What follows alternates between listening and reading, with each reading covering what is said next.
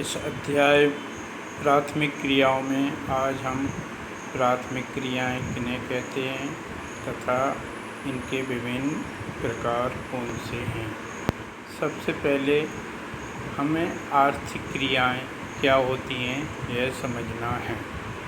आर्थिक क्रियाएं वो क्रियाएं होती हैं जिससे मनुष्य की आय इनकम होती है।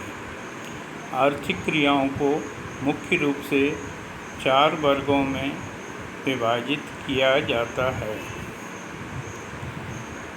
प्राथमिक क्रियाएं, द्वितीय क्रियाएं, तृतीय क्रियाएं तथा चतुर्थक क्रियाएं।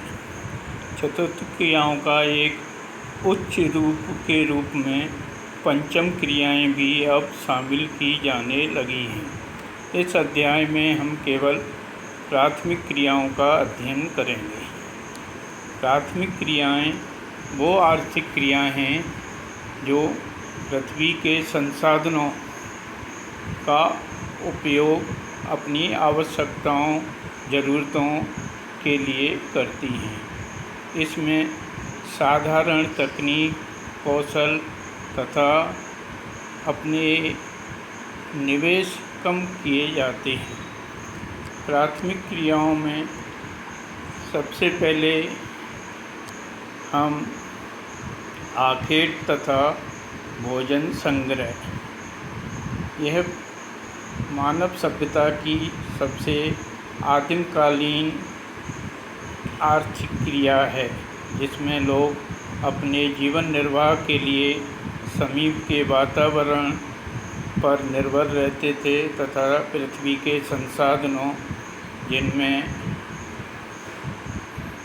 पर्यावरण तथा वन्य जीव, उनका शिकार कर गैदरिंग कर अपना जीवन निर्वाह करते थे।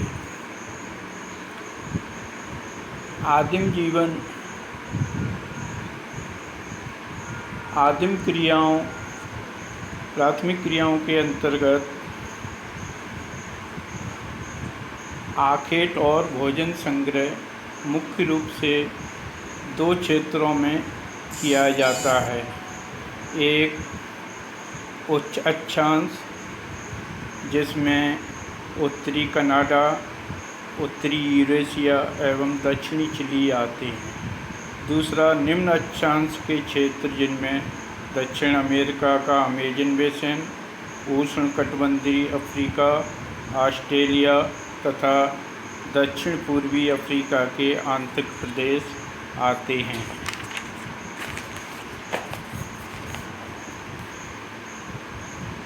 पशुचारण, जब आखेट के द्वारा मनुष्य की आवश्यकताएं लंबे समय तक पूरी नहीं हो सकती थी,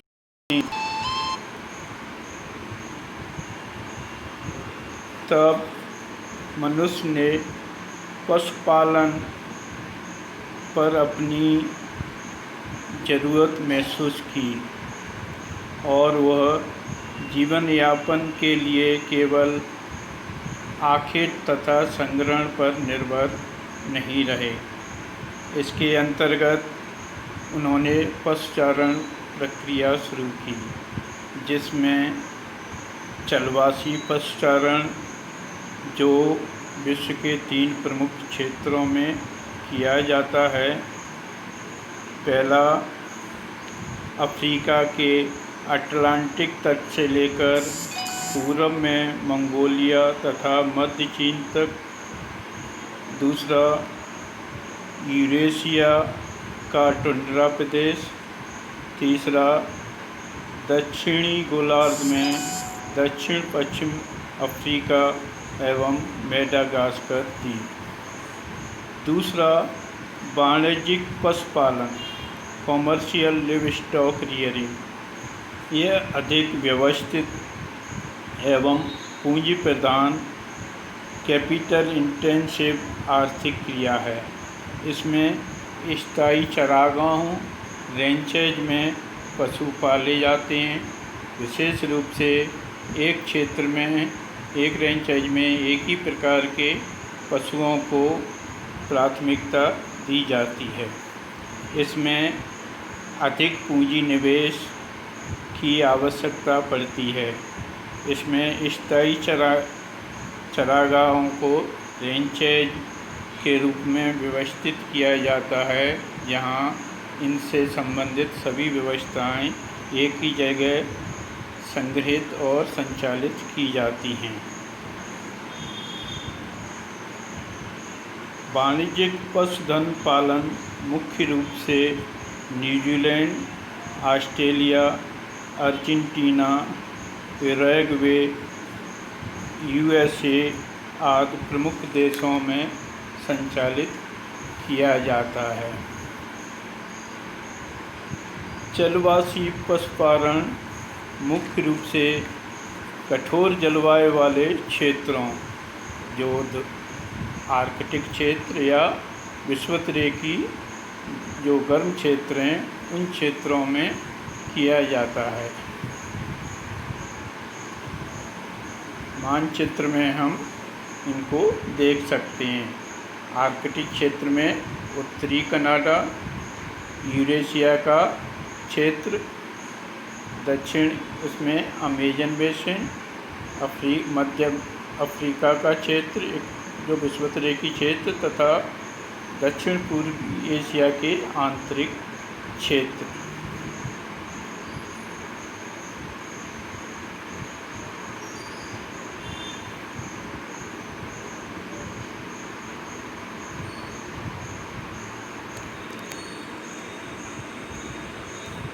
इसके बाद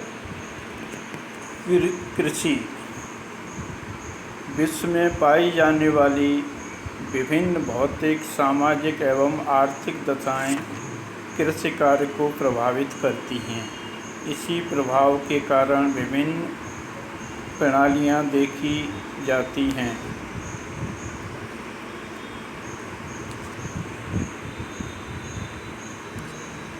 कृषि विभिन्न प्रकार की फसलों को बोया जाना तथा पशुपालन विभिन्न कृषि विधियों पर आधारित होता है। मुख्य प्रणालियों में निर्वाह कृषि, आदिमकालीन कृषि,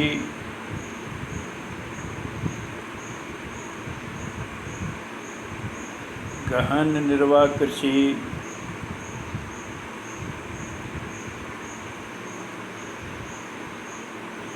विस्तृत वाणिज्यिक अनाज कृषि,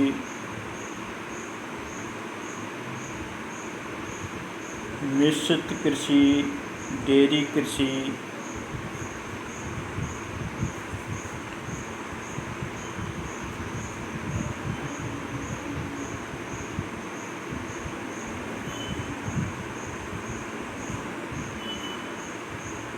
बाजार के लिए सब्जी खेती एवं उद्यान कृषि प्रमुख है।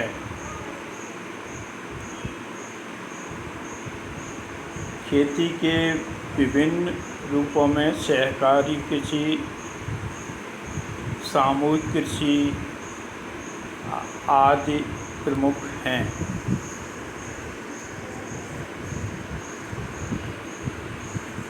अगली आर्थिक क्रियाओं में खनन। मानव विकास में खनिजों की खोज की कई अवस्थाएं देखी जा सकती हैं, जैसे ताम्र युग, कांस्य युग और लोह युग। प्राचीन काल में खनिजों का उपयोग औजार बनाने, बर्तन बनाने, हथियार बनाने तक ही सीमित था, लेकिन औद्योगिक क्रांति के बाद खनिजों पर निर्भरता बढ़ती गई। औद्योगिक विकास में गति देने के लिए खनिजों का अधिक से अधिक उपयोग किया जाने लगा, जिसमें आधुनिक तकनीक ने खनन कार्य को काफ़ी प्रभावित किया।